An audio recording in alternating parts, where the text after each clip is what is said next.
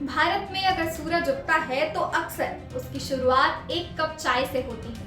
यहाँ हर गली के नुक्कड़ पर एक छोटी सी पार्लियामेंट चलती है, जहाँ राजनीति से लेकर क्रिकेट तक के फैसले एक कप चाय पर ही हो जाते हैं। भारत में चाय सिर्फ एक ड्रिंक नहीं है, ये एक इमोशन है, एक आदत है और शायद दुनिया का सबसे बड़ा सोशल नेटवर्क भी है। लेकिन एक सवाल है, क्या आप जानते हैं जिस चाय को आज हम अपना नेशनल ड्रिंक जैसा मानते हैं, उसे करीब 200 साल पहले तक भारत में ज्यादातर लोग जानते भी नहीं थे। तो फिर ऐसा क्या हुआ कि विदेशी पौधा धीरे धीरे भारत की पहचान बन गया? आइए इस कहानी को इतिहास के पन्नों से जानते हैं। कहानी शुरू होती है 18वीं सदी से। उस समय दुनिया की चाय का सबसे बड़ा सोर्स चाइना था। ब्रिटेन के लोगों को चाय की जबरदस्त आदत पड़ चुकी थी और ब्रिटिश सरकार चाइना से भारी मात्रा में चाय खरीदती थी, लेकिन इसके बदले उन्हें चाइना को बहुत सारा चांदी और सोना देना पड़ता था। ब्रिटिश ईस्ट इंडिया कंपनी को यह व्यवस्था बिल्कुल पसंद नहीं थी। उन्हें लगा कि अगर चाय कहीं और उगाई जा सके तो चाइना पर निर्भरता खत्म हो सकती है, और तभी उनकी नजर पड़ी भारत के असम क्षेत्र पर। 1823 में स्कॉटिश व्यापारी रॉबर्ट ब्रूस ने असम के जंगलों में कुछ ऐसा देखा जिसने इतिहास बदल दिया।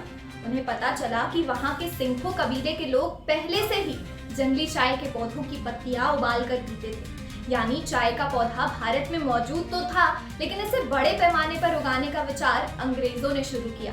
1830 के दशक में ब्रिटिश गवर्नमेंट ने असम में कमर्शियल टी प्लांटेशन शुरू करवाए। धीरे धीरे दार्जिलिंग और नीलगिरी जैसे इलाकों में भी चाय के बड़े बड़े बागान लगाए गए। कुछ ही दशकों में भारत दुनिया के सबसे बड़े चाय उत्पादकों में से एक बन गया। लेकिन यहाँ एक बड़ी समस्या थी। भारत में चाय उग तो रही थी, लेकिन भारतीय लोग इसे पीते नहीं थे। उस समय जो चाय बनती थी वो सीधे लंदन के बाजारों में भेज दी जाती थी। भारतीयों की अपनी पारंपरिक ड्रिंक थी दूध, लस्सी, छाछ, काढ़ा या हर्बल ड्रिंक। 20वीं सदी की शुरुआत में एक आर्थिक मंदी आई और चाय की अंतर्राष्ट्रीय खपत कम होने लगी। अब ब्रिटिश कंपनियों को एक नया बाजार चाहिए था, और वो बाजार था भारत। तब इंडियन टी एसोसिएशन ने एक बहुत बड़ा मार्केटिंग अभियान शुरू किया।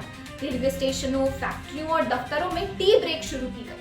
मुफ्त में चाय पिलाई जाने लगी। विज्ञापनों में बताया गया कि चाय पीने से थकान दूर होती है और काम करने की ऊर्जा मिलती है। धीरे धीरे लोगों ने चाय पीना तो शुरू किया, लेकिन एक समस्या अभी भी थी। अंग्रेज जिस तरह चाय पीते थे वो भारतीयों को बिल्कुल पसंद नहीं थी। उनकी चाय होती थी हल्की, सिर्फ पानी और चाय पत्ती से बनी हुई, जिसे वो टी लीकर कहते थे। भारतीयों को ये फीकी लगती थी। तब भारतीयों ने अपनी तरीके से चाय को बदल दिया। चाय की पत्ती महंगी थी, इसलिए दुकानदारों ने उसमें दूध, चीनी और ज्यादा पानी मिलाना शुरू किया, ताकि एक ही पत्ती से ज्यादा कप बन सके। धीरे धीरे इसमें अदरक, इलायची, दालचीनी और तुलसी जैसे मसाले भी डाले जाने लगे, और यहीं से जन्म हुआ उस चीज का जिसे आज हम मसाला चाय कहते हैं। दिलचस्प बात यह है कि शुरुआत में ब्रिटिश टी कंपनियों को यह तरीका बिल्कुल पसंद नहीं आया। उन्हें लगा कि इससे चाय की असली क्वालिटी खराब हो रही है। लेकिन भारतीयों को यह स्वाद इतना पसंद आया कि मसाला चाय धीरे धीरे पूरे देश में फैल गई। 1950 के दशक तक चाय भारत के घर घर की पहचान बन चुकी थी। आज हालात ये है कि भारत दुनिया का दूसरा सबसे बड़ा चाय उत्पादक देश है, और सबसे दिलचस्प बात यह है कि हम अपनी उगाई हुई चाय का लगभग 80% खुद ही पी जाते हैं।